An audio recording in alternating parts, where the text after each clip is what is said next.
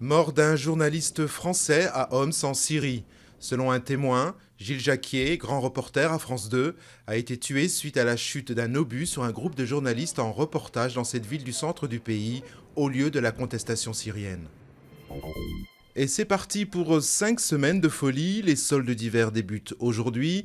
Un cru 2012 qui pose toujours la même question. Les consommateurs seront-ils au rendez-vous? Un contexte économique morose risque d'inciter les Français à la prudence. Ils devraient être un peu moins nombreux à profiter des bonnes affaires, selon un sondage. Ouverture d'une enquête sur les causes du décès d'un jeune homme mardi soir à Aulnay-sous-Bois. La victime âgée de 25 ans se trouvait dans le hall d'un immeuble lorsqu'elle aurait été victime d'un malaise cardiaque après un contrôle policier. La police au cœur d'un nouveau scandale. Michel Gaudin, le préfet de police de Paris, interrogé comme témoin par un juge dans le cadre d'une enquête sur l'IGS.